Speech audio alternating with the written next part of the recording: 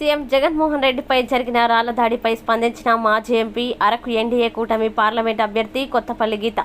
సాక్షాత్తు ముఖ్యమంత్రిపైనే దాడి జరగడం దారుణమని, సీఎం స్థాయి వ్యక్తి మీదనే దాడి జరిగితే రాష్ట్రంలో మాలాంటి అభ్యర్థులకి రక్షణ ఏముంటుందని, దీనిని ఏపీ ప్రభుత్వ భద్రతా వైఫల్యంగా భావిస్తున్నామని, పోటీలో ఉన్న అభ్యర్థులకి కూడా రక్షణ లేకుండా పోతుందని, ఈ సంఘటనపై తక్షణం ఎన్నికల కమిషన్ తక్షణమే కఠిన చర్యలు తీసుకోవాలని, భద్రతా వ్యవహారంలో ప్రభుత్వం తరపున విఫలమైన సిఎస్ డీజీపీని తక్షణమే విధుల నుంచి తప్పించాలని డిమాండ్ చేస్తున్నామని, ప్రజాస్వామ్యానికి విఘాతం కలిగించే చర్యల్ని సహించకూడదని తెలిపారు.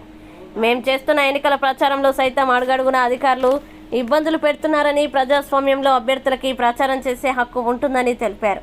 తీవ్రంగా విఘాతం కలిగిన పరిస్థితి చూస్తున్నాం. ఎందుకంటే అభ్యర్థులు ఎల్ఈడి వెహికల్స్ తిరిగినా కూడా వైసీపీ గూండాలు వచ్చి దాన్ని పగలు కొడతా అని చెప్పి భయపెట్టడం జరుగుతుంది. రాష్ట్ర వ్యాప్తంగా ఈరోజు గూండాలు రెచ్చిపోయి అభ్యర్థులకి రక్షణ లేకుండా భయపెడుతూ బెదిరిస్తూ తిరుగుతున్న పరిస్థితి మనం చూస్తున్నాము. అదే నిదర్శనం ఏంటంటే ఈరోజు సీఎం గారి విషయంలో కూడా జరిగిన దారుణం. సో ఇలాంటి పరిస్థితులు కంట్రోల్ చేయాలంటే ఎవరైతే డీజీపీగా ఉన్నారో వారిని ఇమ్మీడియట్గా విధుల నుంచి తప్పించి సరి అయిన అధికారులు ఈసీ కఠిన చర్యలకు ఉపక్రమించి అధికారులు మార్చి సరి అయిన నిర్ణయం సరి అయిన సమయంలో తీసుకుంటే ఈ ఎలక్షన్స్ అంతా కూడా సాఫీగా జరిగే అవకాశం ఉంది. లేకపోతే ఇలాంటి దాడులే మా అందరి మీద జరుగుతాయి.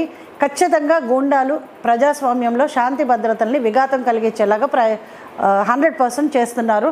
మేము కూడా చాలా విషయాల్లో కంప్లైంట్ చేయడం జరిగింది ఈసీకి.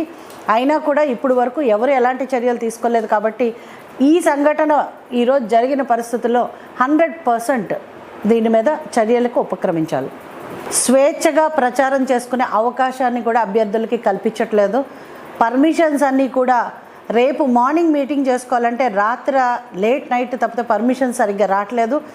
ఆటోలు తిప్పుదామని చెప్పి 3 రోజుల నుంచి పర్మిషన్ చేస్తే 48 గంటల్లో సువిధాలో మినిమం 48 గంటలు మ్యాక్సిమం 48 గంటల్లో ఇవ్వాలి. కానీ ఇప్పుడు వరకు పర్మిషన్స్ రాని పరిస్థితి చూస్తున్నాము.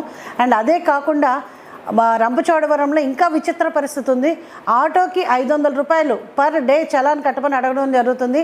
అంటే ఆటో పెట్టుకున్న ప్రతి బైక్కి కూడా ఎలక్షన్ కమిషన్ ఎలాంటి నిబంధనలు ఇవ్వకపోయినా కూడా మన్యం జిల్లాలో అధికారంలో ఉన్న వాళ్ళు ఎవరు కూడా ఆరో కూడా అడగకపోయినా కూడా రంపచోడవరంలో ఒక విచిత్ర పరిస్థితి.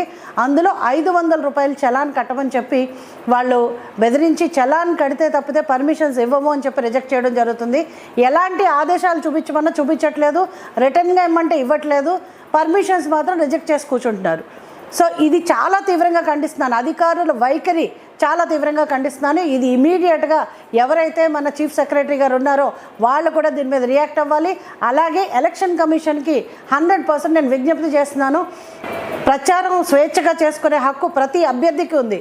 ఆ హక్కులకు ఈరోజు భంగం కలిగిన పరిస్థితి ఏర్పడుతుంది. కాబట్టి ఈసీ తక్షణం చర్యలకు ఉపక్రమించాలని చెప్పి నేను డిమాండ్ చేస్తున్నాను.